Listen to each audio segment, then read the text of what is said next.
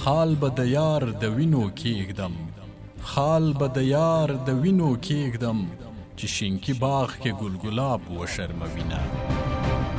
که په میوند کې شهید نشوي خدای ګلالیه بې ننګۍ ته دې ساتینه. دا یوازې ټپې نه دي، دا هغه غږ و چې د افغان زلمیانو وینې په جوش راوستې او ټولو د الله اکبر په پیاوړي ناره سره پر غلیم یرغل وکړ، تار و مار یې کړل او په یوه سخته جګړه کې افغانانو ته بریا ورنصیب کړه. دا د ملالې میوندۍ یا ملالې نورزۍ غږ و، د هغې افغان اتلې چې تاریخ پرې ویاړونه کوي. په دې لنډه ویډیو کې د تاریخ د دغې اتلې په اړه در سره غږیږو. د امیر شیر علي خان تر مرګ وروسته د کابل حالات ډیر خراب وو. انګریزانو ورځ تر بلې په افغان خاوره کې د پرمختګ په حال کې وو او تمه یې دا وه چې یو بې تجربې کس امیر محمد یعقوب خان د واک پر ګدۍ کېنوي او په همدې توګه خپلې موخې ته چې د افغانستان استعمار و ځان ورسوي. د 1899 میلادي کال د مې میاشتې په 26مه امیر محمد یعقوب خان د انګریزانو لخوا نیول کېږي او د کابل جلال آباد ترمنځ ګندمک سیمې ته وړل کېږي. هلته پرې د افغانستان په تاریخ کې تر ټولو ننګینه، خرابترینه او شرمونکې معاهده لاسلیک کېږي. همدا ګندمک معاهده بلل کېږي. هغه معاهده چې له مخې یې انګریز خپل استازی کابل ته راولېږه او افغانستان ډېرې نورې مهمې او ستراتیژیکې سیمې له لاسه ورکړې، لکه پښین، کرم او خیبر.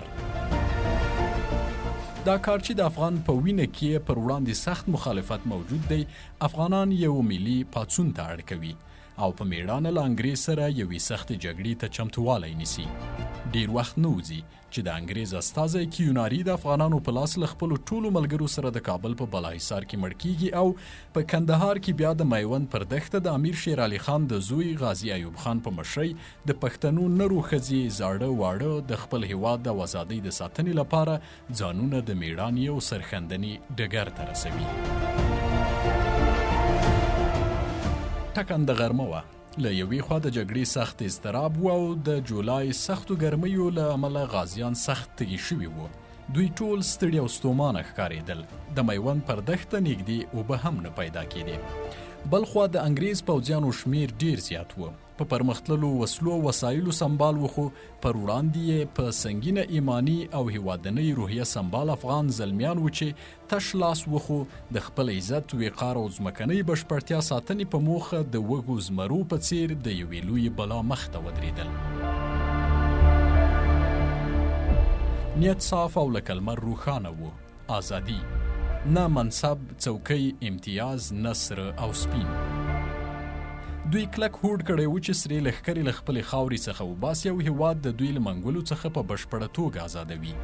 په دغه سخته جګړه او ستر ویاړ کې افغان پیغلو او میرمنو هم برخه لرله چې ځینو یې غازیانو ته خواړه، اوبه او باروت ورسول او ځینې له خپلو پلرونو، ورونو او میړونو سره اوږه په اوږه د دښمن مقابلې ته ولاړې وې. د جولای میاشتې په 28مه د افغانانو او انګریزانو ترمنځ د میوند پر دښته جګړه نښلي. ان په پیل کې د پښتنو بیرغچي ټپي کېږي او دې وضعیت انګریزانو ته د یو سخت برید جرأت ورکړ او پر افغانانو یې یرغل وروړ.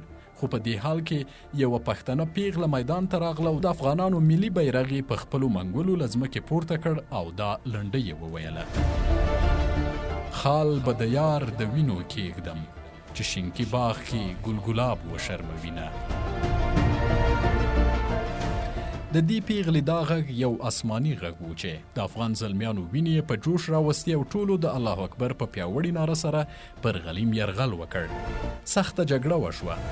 دښمن ته هم ډیر زیات تلفات واوښتل، خو د شمیر د زیاتوالي له امله او دا چې افغانان ستړي شوي وو او بیا په دغه جګړه کې نور هم ستړي او ستومانه شول، روحیه یې ضعیفه شوه.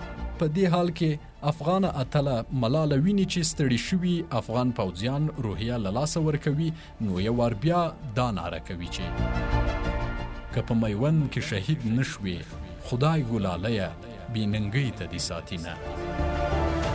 د ملالې د لنډۍ هر توری لکه غشی د غازیانو په زړونو ولګېد. وینې یې په خوځښت راغلې. مات زړونه یې راژوندي شول او د الله اکبر په کفر ځپونکي غږ سره یې پر دښمن لاره ورکه کړه. او ډیره زیاته مرګ ژوبله یې ورواړوله. د افغانستان در مسیر تاریخ لیکوال د هغه وخت د یو نومیالي مورخ میرزا یعقوب علي خوافي د کتاب په حواله لیکلي چې په دغه جګړه کې له 12,000 انګریزي پوځ عسکرو او صاحب منصبانو څخه یوازې 25 تنه ژوندي د جګړې له ډګر څخه په تېښته بریالي شول. میوند فتح شو، خو چا فتح کړ؟ افغان زړورو زلمیانو. اتله یې څوک وه؟ ننګیالۍ او توریالۍ ملاله. د زموږ غازیان کتاب لیکوال محمد ولی زلمی لیکلی چې کله چې د زیاتې مرګ ژوبلې په پایله کې میوند فتح او افغاني غازیان د خپلو شهیدانو د عزا په مراسمو او ښخولو بوختو، غازي سردار محمد ایوب خان پوښتنه وکړه چې دغه نجلۍ څوک و چې په داسې نازک حالت کې په خپلو ملي لنډیو افغاني لښکر په ننګ او غورځنګ راوست. ځواب ورکړه شو چې دا ملاله د یو چوپان لور او د میوند کشخینه خود اوسیدونکې ده. بل ورته وویل چې دا ډیره زړوره وه، د غازیانو ترڅنګ یې باید ښخه کړو. ایوب خان وویل ښه وایاست.